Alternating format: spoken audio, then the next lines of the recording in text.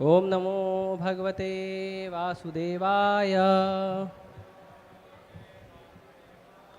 ओम नमो भगवते वासुदेवाय।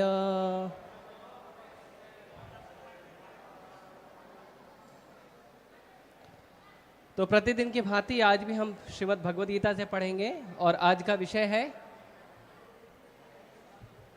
अध्याय नंबर श्लोक संख्या 36। श्लोक संख्या 37।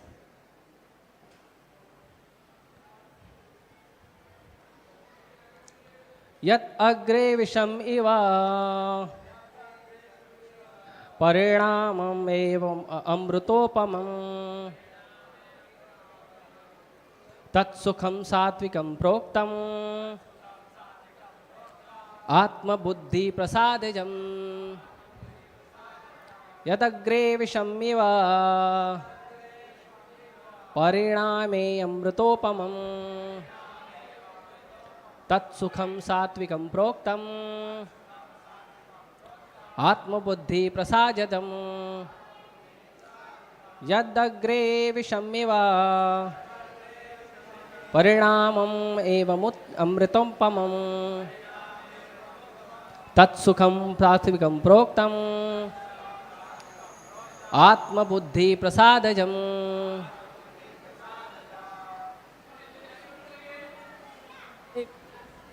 यदग्रे विषमिव परिणामे मृतपोपमम् तत्सुखं सात्विकं प्रोक्तम् आत्मबुद्धि प्रसादजम्। यत्तत् अग्रे विषमेव परिणामे अमृतोपमम् तत्सुखं सात्विकं प्रोक्तम् आत्मबुद्धि प्रसादजम्। यत्तत् उग्रे विषमेव परिणामेवामृतोपमम् तत्सुखं सात्विकं प्रोक्तम् आत्मबुद्धि प्रसादजम्। यद्यत्रे विषमिव परिणामे तोत्रप्तं तत्सुखं सात्विकं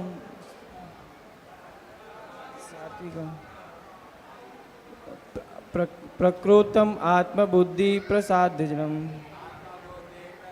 शब्दार्थ अनुवाद और तात्पर्य कृष्ण कृपा मूर्ति अभय चरणानंद भक्ति वेदांत स्वामी शिल प्रपाद शिल प्रपाद की। यत जो तथा वह अग्रे आरंभ में विषम इवा विष के समान परिणामे अंत में अमृत उपमम सदृश तत् वह सुखम सुख सात्विकम सतोगुणी प्रोक्तम कहलाता है। आत्म अपनी बुद्धि की प्रसादजम तुष्टि से उत्पन्न। जो प्रारंभ में विष जैसा लगता है लेकिन अंत में अमृत के समान है और जो मनुष्य में आत्म साक्षात्कार जगाता है वह सात्विक सुख कहलाता है। तात्पर्य आत्म साक्षात्कार के साधन में मन तथा इंद्रियों को वश में करने तथा मन को आत्म केंद्रित करने के लिए नाना प्रकार के विधि विधानों का पालन करना पड़ता है। ये सारी विधियां बहुत कठिन और विष के समान अत्यंत कड़वी लगने वाली है, लेकिन यदि कोई इन नियमों के पालन में सफल हो जाता है और दिव्य पद को प्राप्त हो जाता है तो वह वास्तविक अमृत का पान करने लगता है और जीवन का सुख प्राप्त करता है। ओम अज्ञानतिमिरन्धस्य ज्ञानाञ्जनशलाकया चक्षुरुन्मिलितं येन तस्मै श्रीगुरुवे नमः। श्रीचैतन्यमनोभीष्टं स्थापितं येन भूतले स्वयं रूपा कदा मह्यं ददाति स्वपदान्तिकं वन्देऽहं श्रीगुरुः श्रीयुतापदकमलं श्रीगुरून् वैष्णवांश श्रीरूपं साग्रजातं सहगणरघुनाथान्वितं तं सजीवं साद्वैतं सावधूतं परिजनसहितं कृष्णचैतन्यदेवं श्रीराधाकृष्णपादान् सहगणललिता श्रीविशाखान्वितांश नमां विष्णुपादाय कृष्णपृष्ठाय भूतले श्रीमते भक्तिवेदांत स्वामी निति नामिने नमस्ते सारस्वते देवे गौरवाणी प्रचारिणे निर्विशेषा शून्यवादी पाश्चात्यदेशतारिणे नमां विष्णुपादाय कृष्णपृष्ठाय भूतले श्रीमते भक्तिसिद्धान्त सरस्वती इति नामिने श्रीवार्षभानवी देवी दयिताय कृपाब्दये कृष्णसम्बन्धविज्ञानदायिने पद्प्रभवे नमः माधुर्योज्ज्वलप्रेमाढ्य श्रीरूपानुगभक्तिदा श्रीगौरकरुणाशक्ति विग्रहाय नमस्तुते नमस्ते गौरवाणी श्रीमूर्तये दीनतारिणे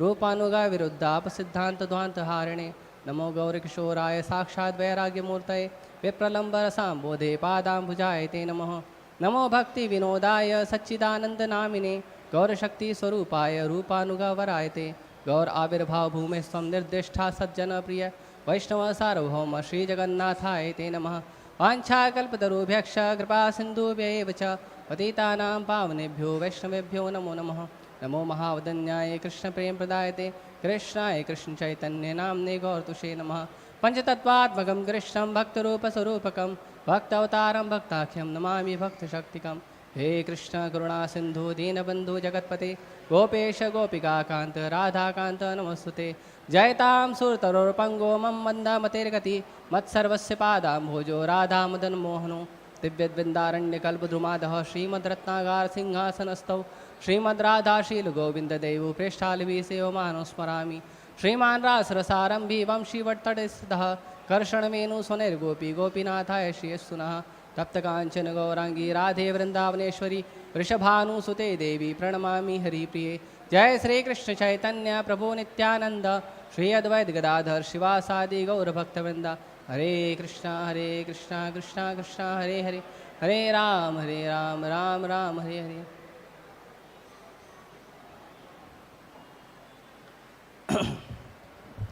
हरे कृष्ण। तो आज चतुर्थी है और आज की चतुर्थी विशेष है। क्यों? क्योंकि आज गणेश चतुर्थी है ना। महाराष्ट्र का सबसे विशेष पर्व। क्यों महाराष्ट्र का विशेष पर्व है गणेश चतुर्थी? पता है? पता है किसी को महाराष्ट्र का विशेष क्यों है? गणेश जी तो सबके भगवान हैं। पूरे विश्व में गणेश जी की पूजा होती है, केवल भारत में नहीं, पूरे विश्व में होती है। तो महाराष्ट्र में स्पेशल क्यों है पता है? क्योंकि गणेश जी की जो सार्वजनिक पूजा है उसे शिवाजी महाराज ने शुरू किया था, और फिर शिवाजी महाराज के बाद आज़ादी के समय लोकमान्य गंगाधर तिलक इन्होंने शुरू किया था, है ना। तो इसीलिए गणेश चतुर्थी जो है महाराष्ट्र में ज़्यादा विशेष है। ऐसे गणेश जी जो हैं उनका चतुर्थी या उनका पूजा जो है पूरे संसार में मनाया जाता है। ठीक है, तो मैं गणेश जी को प्रणाम करके उसके बाद शुरू करूँगा। यत्पाद पल्लव युगम विनिधाय कुंभा वंदे प्रणाम समये स गणाधिराजा विघ्नान् विहन्तमलमस्य जगत्त्रयस्य गोविन्दमादिपुरुषं तमहं भजामि। तो ये जो श्लोक है गणेश जी को जो प्रणाम करने का जो मंत्र है, ये आपको ब्रह्मा जी के द्वारा लिखा मिलेगा, और ये आपको मिलेगा ब्रह्म संहिता के अंदर। ब्रह्म संहिता नाम का एक ग्रंथ है जिसे ब्रह्मा जी ने लिखा है भगवान कृष्ण के गुणगान में। वहाँ पे आपको गणेश जी का भी श्लोक मिल जाएगा, वहाँ पे आपको शिव जी का भी मिल जाएगा, दुर्गा माता का भी मिल जाएगा, विष्णु जी का भी मिल जाएगा, और भगवान कृष्ण का तो बहुत सारा मिलेगा क्योंकि उन्हीं का पूरा गुणगान है। तो गणेश जी के बारे में ये जो वर्णन है, ये वर्णन बताया गया है। ब्रह्मा जी कहते हैं गणेश जी के बारे में कि जिन भगवान के दोनों चरण कमलों को, जिस भगवान के दोनों चरण कमलों को श्री गणेश जी अपने माथे पे धारण करते हैं। गणेश जी कहां धारण करते हैं? टुमुली, माथे पे। विनिधाय कुंभ, अपने माथे पे धारण करते हैं गणेश जी जिन भगवान के श्री चरण कमलों को, और जिन चरण कमलों के आशीर्वाद से गणेश जी के अंदर लोगों के जीवन से दुख हरने की शक्ति, विघ्न हरने की शक्ति आती है ना। गणेश जी का एक प्रार्थना भी है या आरती भी है, सुख करता दुख हरता, है ना। महाराष्ट्र में फेमस है, भी लोग गाएंगे 11 दिन सुख करता दुख हरता। वो बात अलग है, उसके बाद बॉलीवुड का गाना गाएंगे, उस पर नाचेंगे, लेकिन आरती में तो सुख करता दुख करता बोलते हैं उनको। हालांकि गलत बात है, बॉलीवुड के गाने पे नहीं नाचना चाहिए। गणेश जी बॉलीवुड पर्सनालिटी नहीं है ना। गणेश जी देवता हैं, है ना, और महादेव के पुत्र हैं, है ना, तो उनका सम्मान होना चाहिए। ये फालतू गाने पे नहीं नाचना चाहिए, उनके सामने नहीं बजाना चाहिए। तो जो उनके गणेश जी को जो सुख देने की शक्ति और दुख हरने की जो शक्ति है, विज्ञान विहंतमलमस्य जगत त्रयस्य, ये पूरा संसार जो है वो 3 गुणों से दुखी है। क्या दुख है? पहला दुख है संसार में आध्यात्मिक दुख। आध्यात्मिक दुख मतलब कि लोगों को अपने ही शरीर और अपने ही मन से परेशान है लोग। कई बार लोग सोचते हैं अच्छा काम करना, कर नहीं पाते। कई बार लोग सोचते हैं बुरा काम नहीं करना, करना पड़ जाता है।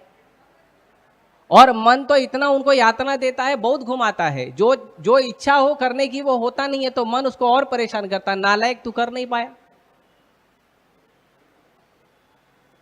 और जो काम नहीं करना है वो कर लेता है, तो पहले तो मन काम करने के लिए बोलता है और बाद में मन ही डांटता है। देखो, जब कर नहीं सकता था तो फिर किया क्यों? तो अंदर जो है ना, संसार में तो बहुत जगह भूचाल आता है, लेकिन सबसे बड़ा भूचाल हृदय के अंदर आता है। और भगवान भगवद गीता में कहते हैं, मन एवं मनुष्याणाम कारणम बंध मुक्तये। ये जो मन है ये क्या है? ये आपके बंधन का भी कारण है, ये आपके मुक्ति का भी कारण है। तो मन और शरीर का जो दुख है उसको आध्यात्मिक दुख कहते हैं। दूसरा दुख है, चलो किसी तरह से आपने अपने मन को समझा लिया, अपने शरीर को समझा लिया, दूसरे का मन और शरीर आपको तंग करने लगता है। आपका मित्र है, बंधु है, रिश्तेदार है, परिवार के लोग हैं, हाँ, सड़क पर चल रहे हो तो पॉकेट मार लोग हैं, और कुछ नहीं तो कोई लोग हॉर्न ही बजाने लग जाते हैं, कुछ नहीं तो आप शांति से बैठो, एक मच्छर ही काट के चले जाएगा। तो दूसरा शरीर आपको कष्ट देता है, उसको कहते हैं आदि भौतिक कष्ट, आदि भौतिक ताप। पहला ताप अपने शरीर अपने मन का, दूसरा ताप दूसरे के शरीर दूसरे मन का। फिर इस तरह इससे भी किसी तरह से बचने का प्रयास कर लो तो फिर तीसरा ताप है आदि भौतिक ताप, है ना। कभी भूकंप, कभी सुनामी, कभी बाढ़, है ना। तो ये जो 3 प्रकार के ताप हैं, इससे पूरा संसार त्रयस्य दुखों में रहता है। तो सॉल्यूशन कहाँ मिलेगा? सॉल्यूशन मिलेगा गणेश जी के चरणों में। कहाँ मिलेगा? गणेश जी के चरणों में। तो गणेश जी से अगर प्रार्थना करेंगे और ठीक तरह से गणेश जी का पूजा करेंगे, ठीक तरह से गणेश जी के सामने अगर हम भक्ति करेंगे तो गणेश जी का आशीर्वाद मिलेगा। तो गणेश जी का आशीर्वाद कैसे मिलेगा वो भी बताता हूं। तो हम लोगों को गणेश जी से कृपा प्राप्त होती है कि जो 3 प्रकार के ताप हैं, ये ताप से बाहर निकलने की कृपा जो है वो गणेश जी से मिलती है, और गणेश जी को भगवान कृष्ण से प्राप्त होती है। इसीलिए ऐसे भगवान कृष्ण का जो आदि पुरुष गोविंदा है, हम उनका भजन करते हैं, है ना। ये श्लोक का मतलब है जो मैंने बोला। और गणेश जी जो हैं वो बहुत विशेष हैं, खास करके कृष्ण भक्तों के लिए। कृष्ण भक्तों के लिए गणेश जी बहुत विशेष हैं, क्योंकि जो भगवान कृष्ण की वाणी है भगवत गीता, वो गणेश जी ने लिखा है। आप जब गीता बांटने जाते हो तो लोग पूछते हैं किसने लिखा है, तो कई बार लोग उसका मजाक उड़ाते हैं, ये तो किसी इंसान ने लिखा होगा, आप इंसानों का लिखा हुआ बुक हमको क्यों दे रहे हो। तो उनको समझाना चाहिए, भैया इंसान समझ नहीं सकता, लिखेगा कैसे, है ना। तो इसके पीछे एक छोटा सा इतिहास है, मैं बताता हूं। तो जब वेद व्यास जी सारे वेद लिख लिए, पुराण लिख लिए, उपनिषद लिख लिए, शास्त्रों को लिख लिए, तो वेद व्यास जी की इच्छा हुई कि मैं लोगों को भगवान की वाणी भगवत गीता भी दूं। और भगवत गीता देना है तो क्या होता है ना, कभी भी अगर कोई ज्ञान देना है, कोई अच्छी बात बतानी है, कोई साहित्य बताना है, कोई बुद्धि का बात बताना है, तो लोगों को उसके साथ थोड़ा चटपटा मसाला भी देना पड़ता है। ऐसे उदाहरण है कि जो छोटा बच्चा है उसको अगर दवा खिलाना है तो दवा को शहद में घोल के या मीठे दूध में घोल के दिया जाता है ताकि बच्चा दवा ले ले, है ना। तो वेद व्यास जी संसार को भगवत गीता देना चाहते थे, लेकिन संसार के लोगों की रुचि किसमें है, पॉलिटिक्स, ट्रेजेडी, रोमांस, फाइटिंग, है ना, इसमें है। तो ऐसा कोई इतिहास दिया जाए जिसके अंदर ये सब चीज मिक्स है। तो वेद व्यास जी ने महाभारत दिया। महाभारत के अंदर आपको सब मिलेगा, सारा मसाला मिल जाएगा आपको। और वेद व्यास जी ने क्या किया, महाभारत के बीच में भगवत गीता दिया, क्योंकि महाभारत में ही भगवत गीता कहा गई है ना। धर्म क्षेत्रे कुरुक्षेत्रे समवेता युद्ध सवाहा मामका पांडवाश्चैव किम कुर्वत संजया। जब धृतराष्ट्र ने ये शब्द पूछा कि संजय मेरे पुत्र और पांडु के पुत्र ने क्या कहा, तो वहां से भगवत गीता शुरू हो गई। तो महाभारत के युद्ध के शुरुआत में भगवत गीता कही गई है, इसीलिए महाभारत के बीच में आपको भगवत गीता मिल जाएगी। तो वेद व्यास जी ने महाभारत के बीच में भगवत गीता सब लोगों को दी। वेद व्यास जी को जब महाभारत लिखना था तो महाभारत कोई साधारण ग्रंथ नहीं है, महाभारत को महाकाव्य कहते हैं। तो ये जो महाकाव्य है उसको लिखने के लिए वेद व्यास जी को एक पावरफुल राइटर का जरूरत था, एक बहुत ही शक्तिशाली लेखक का जरूरत था जो बुद्धिमान होना चाहिए। क्या होना चाहिए, क्या होना चाहिए, बुद्धिमान। तो गणेश जी कौन है, बुद्धि के देवता हैं। पता है गणेश जी बुद्धि के देवता क्यों है, पता है? नहीं, क्योंकि गणेश जी के कान बड़े बड़े हैं और मुंह छोटा है। इसका मतलब है कि जो व्यक्ति सुनता ज्यादा है लेकिन बोलता कम है, जितना जरूरत है उतना ही बोलता है। बहुत गणेश जी जो हैं हमें बहुत सारी शिक्षा देते हैं, उनके स्वरूप से भी बहुत सारी शिक्षा मिलती है। तो गणेश जी जो है वो हमेशा कृष्ण कथा सुनते हैं और जब बोलते भी हैं तो कृष्ण कथा बोलते हैं, दूसरा कुछ नहीं बोलते। तो गणेश जी बुद्धि के देवता हैं, इसीलिए जो सबसे बुद्धिमान व्यक्ति उस समय ब्रह्मांड में थे वो गणेश जी थे। शिव जी के पास देवता गए, शिव जी बोले मेरे बेटे को ले जाओ, मेरा बेटा बहुत बढ़िया लिखता है, हैंड राइटिंग बहुत अच्छी है। तो गणेश जी और व्यास देव जी के बीच में एग्रीमेंट हुआ कि चलो लिखना शुरू करेंगे। तो लिखना शुरू किया गया। अब गणेश जी ने क्या कहा कि मैं लिखूंगा लेकिन मेरी कंडीशन है। क्या कंडीशन है? कंडीशन ये है कि मैं लिखते जाऊंगा लिखते जाऊंगा लिखते जाऊंगा और आपको बोलते जाना है बोलते जाना है बोलते जाना है, बीच में रुकना नहीं। अगर आप बीच में रुक गए और मेरा दिखना रुक गया तो फिर मैं यहाँ इस ग्रंथ को यहीं छोड़कर चले जाऊंगा, फिर ये किसी और से पूरा कराना। तो व्यासदेव जी बोले नो प्रॉब्लम, क्योंकि व्यासदेव जी कौन है, भगवान के अवतार है ना। तो व्यासदेव जी बोले ठीक है नो प्रॉब्लम, तुम लिखते जाना मैं बोलते जाऊंगा। तो कभी कभी व्यासदेव जी को अगर थोड़ा ब्रेक लेना होता था तो वो क्या करते थे, कुछ श्लोक ऐसे बोल देते थे जिसको सुलझाने में समय लगता है। तो व्यासदेव जी ने बोला आप तब तक एक भी शब्द नहीं लिखोगे जब तक आप ना समझ जाओ, क्योंकि अगर गलत लिखा तो लोग क्या बोलेंगे, राइटर ने गलत लिखा है। राइटर कौन है, गणपति बप्पा। तो गलत लिखा आपने ऐसा बोलेंगे ना। तो इसके लिए उनको क्या कहा, जब तक आप समझ ना जाओ तब तक लिखना नहीं। तो गणेश जी जब तक समझते थे तब तक ये और 1000 श्लोक बना लेते थे व्यास देव जी। और इस तरह से दोनों का जो ये प्रेममय लिखित संबंध है, ये प्रेममय लिखित संबंध से एक बहुत सुंदर ग्रंथ प्रकट हुआ और वो ग्रंथ है महाकाव्य महाभारत। और ये महाकाव्य महाभारत जो इतिहास है, इस इतिहास के बीच में आपको मिलेगा 700 श्लोकों की भगवद गीता। और ये 700 श्लोकों की भगवद गीता क्या है? ये है मैन्युअल ऑफ ह्यूमन लाइफ, मनुष्य जीवन का ग्रंथ है। यदि किसी को मनुष्य बनना है, जैसे किसी को डॉक्टर बनना है तो मेडिकल का पढ़ाई करेगा, इंजीनियर बनना है तो इंजीनियरिंग का पढ़ाई करेगा, वकील बनना है तो कानून का पढ़ाई करेगा, इंसान बनना तो किसकी पढ़ाई करना है? ऐसा कोई बुक बना है क्या मार्केट में? तो भगवान को मालूम था कलयुग आएगा, लोगों को इंसान का शरीर दूंगा लेकिन लोग इंसान बनेंगे नहीं। लोग डॉक्टर बनेंगे, इंजीनियर बनेंगे, इंसान नहीं बनेंगे, है ना? किसी को पूछो आप क्या हो? मैं डॉक्टर हूं, मैं इंजीनियर हूं, मैं लॉयर हूं, मैं जज हूं, है ना? बहुत सारा अपना पदवी बता देगा, मैं टीचर हूं, प्रोफेसर हूं। और किसको पूछो आप इंसान हो? अरे इंसान क्यों बोलता है? डॉक्टरी का पढ़ाई किया ना मैंने। तो इसीलिए जो इंसान बनने का ग्रंथ है, जो इंसान बनने की पढ़ाई है, वो है भगवद गीता, श्रीमद् भागवतम। ये इंसान बनने का पढ़ाई है।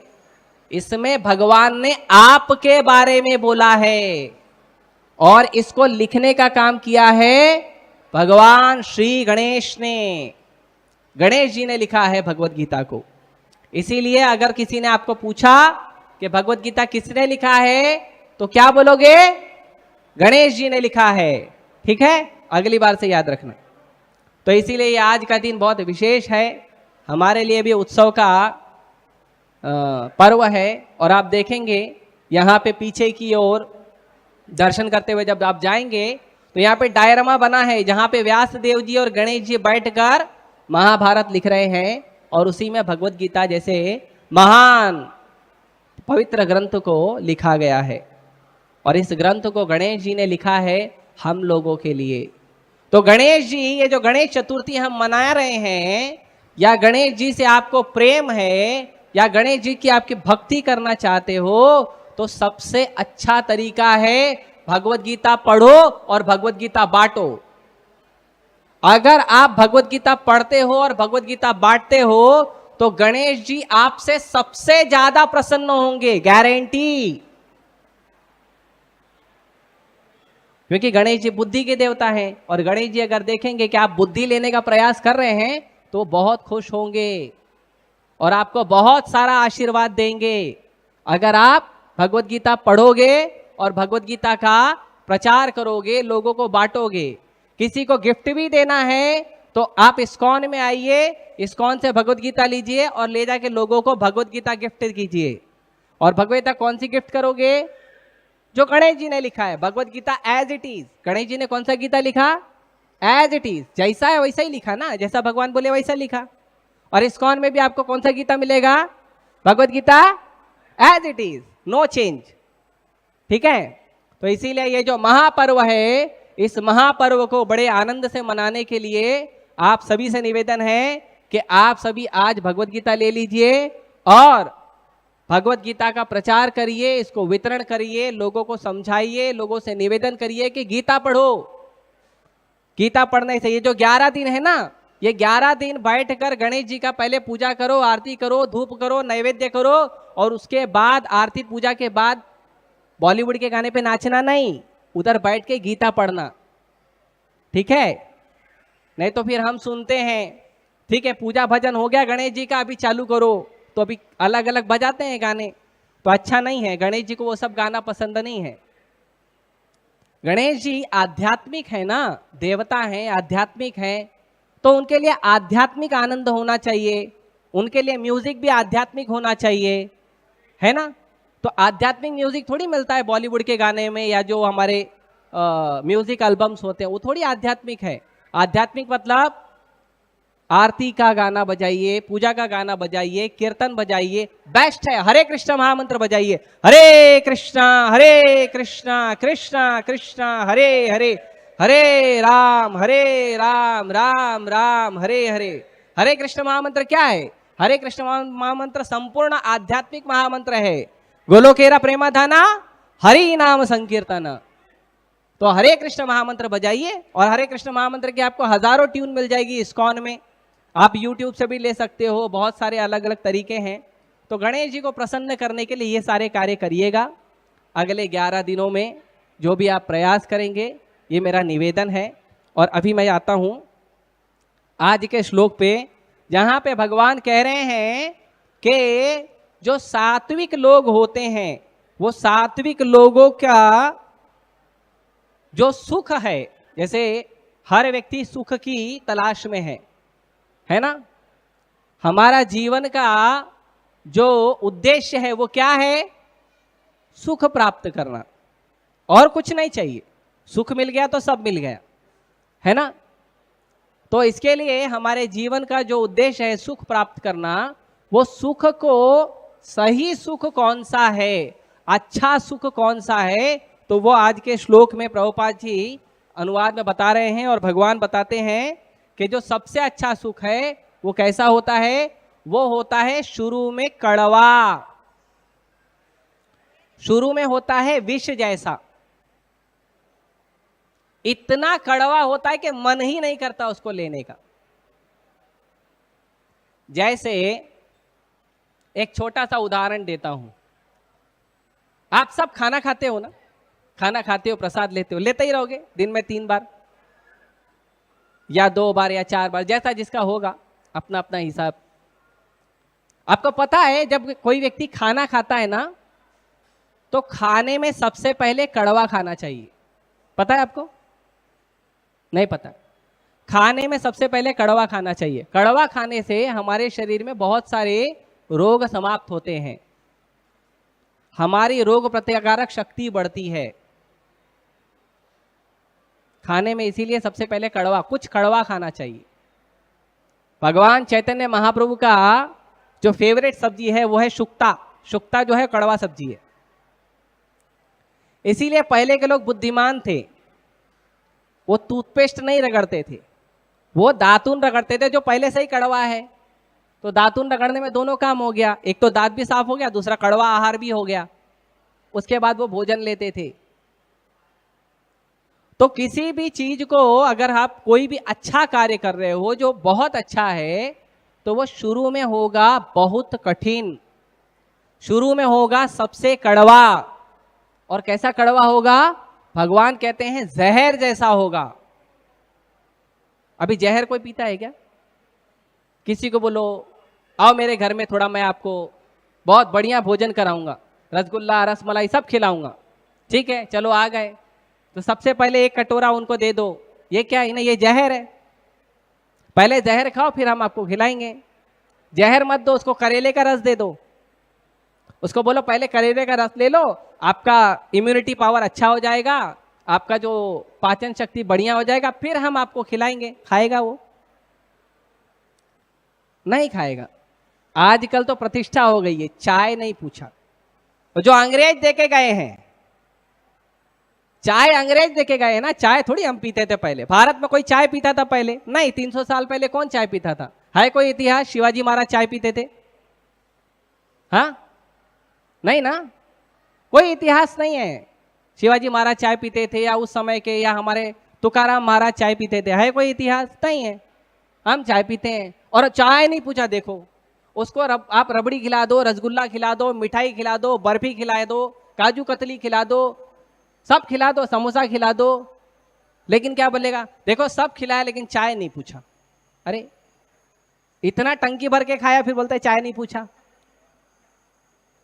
तो प्रतिष्ठा का विषय हो गया, ये गलत बात है। तो हमें समझना चाहिए कि जो आहार है वो कैसा होना चाहिए? वो सात्विक होना चाहिए। पहले तो वो शुद्ध सात्विक तरीके से बनाया रहना चाहिए, उसके बाद भगवान को भोग लगाया रहना चाहिए, तब जाके वो आहार हमारे मन को बुद्धि को, शरीर को और आत्मा को तुष्ट करता है। तो इसीलिए हमें ऐसा आहार लेना चाहिए। तो अगर हमें जीवन में सुख भी प्राप्त करना है, हमें जीवन में कोई उद्देश्य को प्राप्त करना है, हमें हमारे जीवन में यदि हमारे पास कोई बड़ा उद्देश्य है, तो उस उद्देश्य के कार्य को कैसे करना चाहिए? उसको ऐसे करना चाहिए कि शुरुआत में उसके लिए तपस्या हो। कोई भी कार्य करो तो उसके लिए तपस्या होना चाहिए। हमारे इतिहास में तो अगर आप देखोगे, ये स्कूल में पढ़ाने वाला इतिहास नहीं, ये तो बेचारे पता नहीं कुछ लोगों ने लिख दिया है, लेकिन वो गलत इतिहास है। इतिहास का मतलब होता है महाभारत, रामायण, इसको इतिहास कहते हैं। तो आप हमारे इतिहास में कहीं देखेंगे, जो हमारे इतिहास और पुराण है उसमें वर्णन है, अगर असुरों को भी कुछ चाहिए रहता था ना तो तपस्या करते थे वो। रावण को चाहिए था तो तपस्या किया, हिरण्यकशिपु को चाहिए था तो तपस्या किया, कुंभकर्ण को चाहिए था तो तपस्या किया। असुरों को भी चाहिए रहता था ना कुछ तो पहले तपस्या करते थे, देवी देवताओं को प्रसन्न करते थे, फिर उनके चरणों में नमन करते थे, उसके बाद आशीर्वाद प्राप्त करते थे। और कलयुग के लोग फटाफट चाहिए, बिना तपस्या के। तपस्या करने बोलते तो भैया महाराज आप आपका रखो, मैं जा रहा हूं, आसान तरीका बताओ। तो इसके लिए आसान तरीका क्या है? तो महाप्रभु लेके आए आसान तरीका। ठीक है, तपस्या का भी डिस्काउंट ले लो। तो महाप्रभु ने तपस्या में भी डिस्काउंट दे दिया। क्या आप बहुत सारे ग्रंथ नहीं पढ़ सकते? कोई बात नहीं, भगवत गीता भागवतम पढ़ लो। आप बहुत सारा तंत्र मंत्र नहीं कर सकते? कोई बात नहीं, एक ही मंत्र जप करो। कौन सा? हरे कृष्णा कृष्णा कृष्णा हरे हरे, हरे राम राम राम हरे। एक ही मंत्र जप करो। आप बहुत सारा विधि विधान नियम पालन नहीं कर सकते भक्ति का, नो प्रॉब्लम, भगवान को भोग लगा और प्रसाद खाओ। आप बहुत सारे साधु संतों से नहीं मिल सकते, कोई बात नहीं, भक्तों के संग मिलो, जो भगवान कृष्ण का भक्ति कर रहे हैं उनका संग करो। और उसमें भी सोने पे सुहागा कि प्रभुपाद जी ने पूरे संसार भर में आपको भगवान के भक्तों का संग उपलब्ध कराया इस्कॉन के माध्यम से। तो भगवान चैतन्य महाप्रभु जो हैं बहुत महादयालु अवतार हैं। नमो महावदन्याय कृष्ण प्रेम प्रदायते। चैतन्य महाप्रभु कौन है? महावदन्याय, सबसे दयालु। कृष्ण दयालु हैं। कृष्ण को क्या कहते हैं? हे कृष्ण करुणा सिंधु। कृष्ण जो है वह करुणा के सागर हैं, कृष्ण दया करते हैं। लेकिन महाप्रभु क्या है? महावदान्याय। महाप्रभु करुणा करते हैं, लेकिन महाप्रभु ज्यादा करुणा करते हैं। अभी इसको कैसे समझे? एक ही भगवान है, जय गौर, सही कृष्ण सही जगन्नाथ। जो चैतन्य महाप्रभु वो वही कृष्ण है, वही जगन्नाथ है, एक ही भगवान है। तो कोई दया कम करता है, कोई दया ज्यादा करता है, ऐसे कैसे? तो ये ऐसे है कि भगवान कहते हैं आप मेरे पास आओ, शरणागत हो, अपना जो भी अपना अलग बिजनेस कर रहे हो उसको रोको, पाप कर्म बंद करो, मेरे पास आओ, मैं आपको आशीर्वाद दूंगा। ये भगवान कहते हैं। क्या बोलते हैं भगवान इस बारे में? सर्वधर्मान परित्यज्य मम एकम शरणम व्रजा। सब सारा धर्म छोड़ दो, सारा जो भी गड़बड़ काम करे छोड़ दो, मेरी शरण ले लो। अहम त्वाम सर्व पापेभ्यो मोक्षयिष्यामि मा शुचः। मैं तुम्हारा सारा पाप काट दूंगा, मुक्ति दे दूंगा, तुम टेंशन मत लो। महाप्रभु ऐसे नहीं है। महाप्रभु क्या कहते हैं? जारे देखा तारे कहा कृष्ण उपदेश। जो इंसान मिला उसको कृष्ण के बारे में बताओ, जो भी इंसान मिल रहा उसको कृष्ण के बारे में बताओ। अरे लेकिन वो नहीं सुनना चाहता, ट्राई तो करो, सुना तो अच्छा है ना, उसका उद्धार हो जाएगा। तो महाप्रभु ये नहीं बोलते जो आएगा दंडवत करेगा शरणागत होगा उसको बताओ, नहीं, जिसको देखो उसको बोलो कृष्ण के बारे में। तो महाप्रभु ज्यादा दया कर रहे हैं। जो मांगता है उसको दया कृष्ण कर रहे हैं, लेकिन जो नहीं मांगता उसको भी दया कौन कर रहे हैं? महाप्रभु कर रहे हैं। तो भगवान कृष्ण प्रकट हुए 500 वर्ष पहले पश्चिम बंगाल में, सबको कृष्ण देने के लिए, कृष्ण प्रेम देने के लिए, दया करने के लिए। और ये जो तपस्या है इसको सिंप्लीफाइड कर दिया है, इसको आसान कर दिया है हमारी तपस्या को। पहले लोग तपस्या करते थे, सतयुग में लोगों की वर्ष जो उम्र थी वो 1 लाख वर्ष थी। सत्य युग में लोग 1,00,000 वर्ष जीते थे। उस समय लोग तपस्या कैसे करते थे? भगवान के चरण कमलों पे ध्यान लगाते थे। तो भगवान के चरण कमलों पे ध्यान लगाते थे। कितना ध्यान लगाते थे? 1 घंटा, आधा घंटा, 10 मिनट? नहीं, कितना? 1,000 वर्ष, 10,000 वर्ष। विश्वामित्र मुनि 60,000 वर्ष इतना तपस्या करते थे पहले लोग। अभी तो 60 मिनट हमारा ध्यान नहीं लगता है भगवत गीता क्लास में। 60,000 भूल जाओ, उतनी उम्र भी नहीं बची है। 60 वर्ष जी ले तो गोल्ड मेडल के लायक हो जाता है वो। 60,000 कैसे जिएगा? तो उस समय तपस्या थी भगवान के चरण कमलों पे ध्यान लगाना। उसके बाद आया दूसरा युग। कौन सा युग आया? त्रेता युग। तो त्रेता युग में लोगों की उम्र है ना, वो 1,00,000 में से 1 जीरो कम हो गया। कितना बचा? 10,000। देखो ठीक से बताना, मेरा गणित कमजोर है। तो 10,000 हो गए। तो 10,000 जब वर्ष हो गए तो लोग ज्यादा तपस्या नहीं कर सकते हैं ना। 10,000 60,000 कैसे करेंगे? तो भगवान ने तपस्या का सिस्टम चेंज कर दिया। क्या सिस्टम बनाया? बड़े बड़े यज्ञ करो, शुद्ध ब्राह्मण को बुलाओ, शुद्ध घी को ले आओ, और ब्राह्मण मंत्र उच्चारण करेगा तो अग्नि प्रकट होना चाहिए। लाइटर माचिस का आवश्यकता नहीं होना चाहिए। अभी तो लाइटर है, माचिस है ना। और बताते हैं कुछ आदि मानव पत्थर वत्थर भी रगड़ लेते थे, तो उसका आवश्यकता नहीं होना चाहिए। ब्राह्मण मंत्र पड़ेगा और अग्निदेव प्रकट हो जाएंगे। इतना ब्राह्मण शुद्ध होना चाहिए, है ना। अभी ब्राह्मण तो शुद्ध तो छोड़ दो, पानी भी शुद्ध नहीं है, हवा भी शुद्ध नहीं है ना। तो आप कहाँ से लाओगे शुद्ध घी? कहाँ से लाओगे शुद्ध ब्राह्मण? कहाँ से लाओगे? आप ब्राह्मण को बोलोगे आओ बैठो हवन करो, ब्राह्मण बोलेगा रुको। हाँ, ऐसा ब्राह्मण का अच्छा नहीं ना। पहले तो ब्राह्मण खुद नशा छोड़ना चाहिए। ब्राह्मण खुद नशा करता है, आपको क्या तपस्या कराएगा? क्योंकि जो नशा और तपस्या विरोधी है। जो व्यक्ति नशा करता है वो कभी तपस्या नहीं कर पाएगा।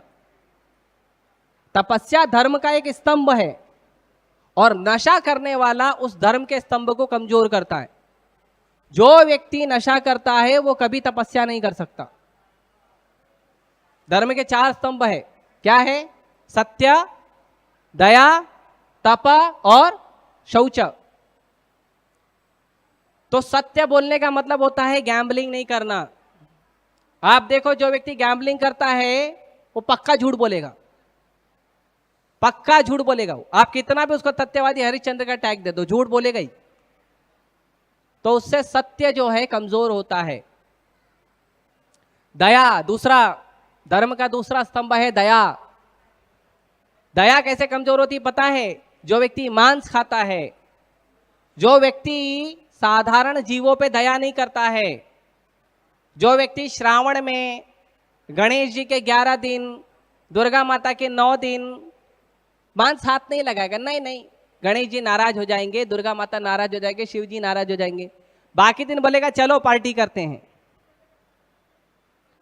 तो पहली बात तो उनसे गणेश जी कभी प्रसन्न नहीं होंगे, भले वो 11 दिन छोड़े, 9 दिन छोड़े या श्रावण छोड़े। क्योंकि बाकी दिन तो कर रहा है ना अपराध, बाकी दिन तो जीवों को मार रहा है ना, तो नहीं प्रसन्न होंगे। और जो जीवों की हत्या करता है, मांसाहार खाता है, उस व्यक्ति के हृदय में कभी दया नहीं रहेगी। और उस व्यक्ति से दया का आप अपेक्षा भी मत करिए, डोंट एक्सपेक्ट।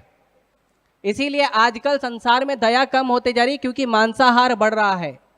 ये मांसाहार कम होगा, दया अपने आप बढ़ जाएगी। तो जो व्यक्ति मांसाहार करता है वो दया को कमजोर करता है। धर्म का दूसरा स्तंभ है। धर्म का तीसरा स्तंभ है तपस्या। तो तपस्या कौन करता है? जो नशा नहीं करता। अभी तो हम लोग हर रोज नशा करते हैं, दिन में 3 बार से लेकर 10 बार तक। मैं सिगरेट तंबाकू की बात नहीं कर रहा हूं, वो तो है ही नशा।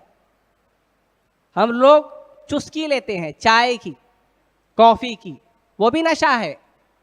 चाय में निकोटीन होता है, कॉफी में कैफीन होता है, उससे व्यक्ति को नशा होता है। इसीलिए जो लोग रेगुलर चाय पीते हैं ना, वो ज्यादा टाइम काम नहीं कर पाते। वो बोलते हैं हमको चाय चाहिए ब्रेक में, बिना चाय के वो काम नहीं कर पाते। नशा है ना। तो जो व्यक्ति नशा करता है वो व्यक्ति तपस्या नहीं कर सकता। और चौथा है शौच। शौच मतलब सफाई रखना। तो सफाई रखना है, उसमें जो व्यक्ति अवैध संबंध करता है वो कभी साफ नहीं रहता है। साफ रखने के लिए अवैध संबंध नहीं होना चाहिए, एक स्त्री एक पुरुष बस, वो भी विवाह के साथ। ऐसा लिव इन रिलेशनशिप नहीं, उसको कुत्ता बिल्ली कल्चर बोलते हैं, अच्छा नहीं है वो। प्रभुपाद जी बोलते थे डॉग्स एंड कैट्स लाइफ, वो अच्छा नहीं है। तो ये जो शौच है ये अवैध संबंध करने से खराब होता है, क्योंकि इससे शरीर बाहर तो बाहर अंदर भी गंदा रहता है, व्यक्ति वही सोचते रहता है दिन रात। तो ये जो धर्म के 4 स्तंभ हैं, ये धर्म के 4 पाप करने से टूटते हैं, कमजोर होते हैं। इसीलिए हमें ये 4 पाप नहीं करना चाहिए। इसीलिए इस्कॉन में ये 4 नियम लगाए गए हैं। मांसाहार नहीं करना, नशा नहीं करना, अवैध संबंध नहीं बनाना, जुआ सट्टा नहीं खेलना। ये 4 नियम इसीलिए बनाए गए हैं। ये 4 नियम बनाए गए हैं आपको भक्त बनने के लिए नहीं। आप ये मत सोचो ये भक्त बनने का नियम है, नहीं, ये मनुष्य बनने का नियम है। अगर आप ये 4 नियम पालन करते हैं तो आप पहले आप मनुष्य बनते हैं, उसके बाद आप जप करते हैं, फिर आप भक्त बनते हैं।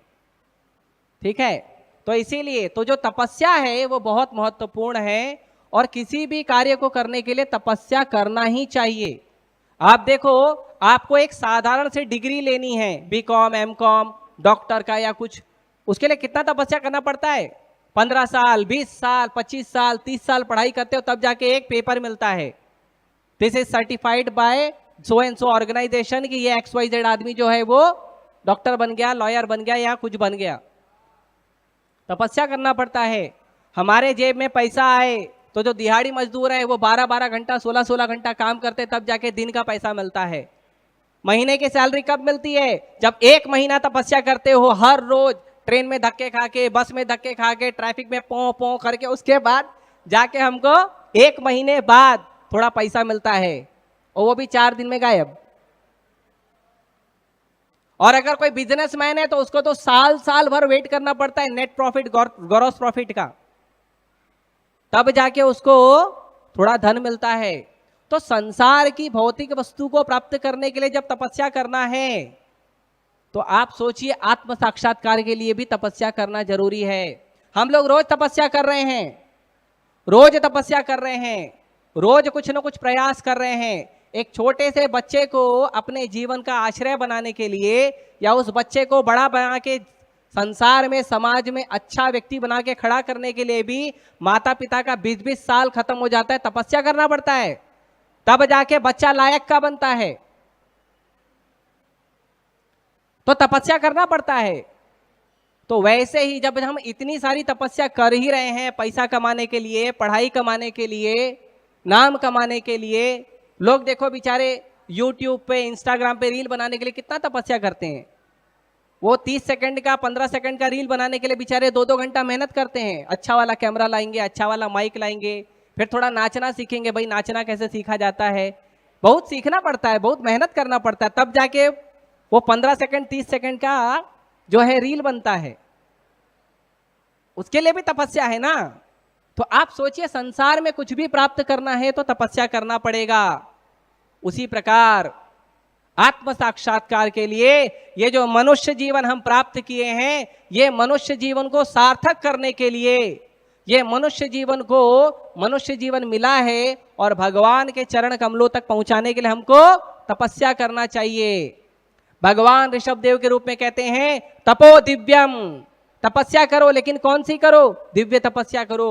तपस्या तो आप रोज कर रहे हो, पैसा कमाने के लिए, नाम कमाने के लिए, पढ़ाई कमाने के लिए, बच्चा बढ़ाने के लिए, तपस्या तो रोज कर रहे हो, लेकिन कौन सी तपस्या करना है? दिव्य तपस्या करो। ऐसी तपस्या करो कि हमारे जीवन का ये जो 3 ताप है ये हमेशा के लिए खत्म हो जाए। ऐसी तपस्या करो कि हमारा जन्म, मृत्यु, बुढ़ापा, बीमारी हमेशा के लिए खत्म हो जाए। हमारा ये जो जीवन है सार्थक हो, कृष्ण भक्त बने, भगवान कृष्ण के चरण कमलों में पहुंचे, ऐसी तपस्या करो। और वो तपस्या करने के लिए आपको तपस्या भी आसान करके दी गई है, तपस्या भी आसान करके दी गई है, क्योंकि कलयुग के लोग नहीं करेंगे। अभी कौन करेगा इतना बड़ा बड़ा यज्ञ, कौन करेगा? तो वो भी नहीं कर सकते। फिर त्रेता युग के बाद कौन सा युग आया? द्वापर युग। द्वापर युग में कौन सा तपस्या था? भगवान का विग्रह बनाइए बड़ा बड़ा, भगवान के बड़े बड़े मंदिर बनाइए। आप जाइए तिरुपति बालाजी, श्रीरंगम, ये बड़े बड़े मंदिर हैं, बड़े बड़े विग्रह हैं, वरदराज, बड़े बड़े विग्रह हैं।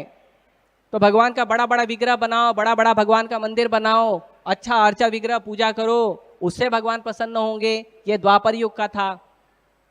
अब कलयुग में उम्र नहीं बची है, उम्र है तो भी ध्यान नहीं है, है ना। लोग कहाँ ध्यान लगाते हैं? लोग अपने स्कूल और कॉलेज में बच्चे ध्यान नहीं देते हैं पढ़ाई के ऊपर, एक्स्ट्रा क्लास लगाना पड़ता है, एक्स्ट्रा ट्यूशन लगाना पड़ता है, ध्यान है ही नहीं कलयुग में किसी का। उसके बाद बड़ा बड़ा यज्ञ करने बोलो तो लोग बोलते हैं महाराज हमारे घर के चूल्हे में अग्नि जल जाए बड़ी बात है, आप कहां से यज्ञ की अग्नि जलाने बोल रहे हो? तो बेचारा वो भी नहीं कर सकता है। फिर उसके बाद आया त्रेता युग, तो बड़े बड़े मंदिर बनाओ, बड़े बड़े विग्रह बनाओ। आप देखो कलयुग में लोग बेचारे भाड़े के घर में रह रहे हैं, खुद का घर तो बना नहीं पाते, बड़े बड़े मंदिर कैसे बनाएंगे? ये तो समाज के सहयोग से अच्छा खासा इस्कॉन मंदिर बन जाता है, सब लोगों के थोड़े थोड़े सहयोग से। एक व्यक्ति कैसे बनाएगा? तो महाप्रभु बोले नो प्रॉब्लम, सबका सॉल्यूशन है। आपके पास एक बहुत सुंदर कला है कलयुग के लोगों के पास, और उस कला को आप भगवान की सेवा में लगाओ। पता है क्या कला है? बड़बड़ करने का। जहां देखो कुछ ना कुछ बात करते ही रहते हैं, चाहे राजनीति का बात करेंगे, स्पोर्ट्स का बात करेंगे, इसके घर में क्या हुआ, उसके घर में क्या हुआ, टीवी सीरियल में क्या हुआ, मूवी में क्या हुआ, है ना, न्यूज चैनल में क्या हुआ, बोलते ही रहते हैं। तो भगवान बोले इसी को मेरी सेवा में लगा दो। क्या करना है? तो ये जो रबड़ की जीभ से हम बड़बड़ करते हैं, इसी के रबड़ की जीभ से आपको बोलना है हरे कृष्णा कृष्णा कृष्णा हरे हरे, हरे राम राम राम हरे हरे। भगवान का पवित्र नाम जप करिए। ये जो आदत है हमारी बड़बड़ करने की, इससे कृष्ण कथा बोलिए, कृष्ण कथा सुनिए, तब जाके हमारा तपस्या सफल होगा। महाप्रसाद खाइए, भक्तों का संग करिए, आनंद में रहिए और भगवान का संग करिए। तो आज गणेश चतुर्थी है। आप सभी भक्तों से निवेदन है कि गणेश जी ने भगवत गीता लिखी है, आप भगवत गीता को पढ़िए, भगवत गीता को बांटिए और भगवत गीता को अपने जीवन में भी उतारिए। अगर आपको नहीं समझ में आता है तो आप हमारे पास आइए, हम आपको सहयोग करेंगे, ठीक है। तो भगवत गीता को आप पढ़िए, अपने जीवन में उतारिए और भगवत गीता के राइटर गणेश जी का आशीर्वाद प्राप्त करिए, ठीक है।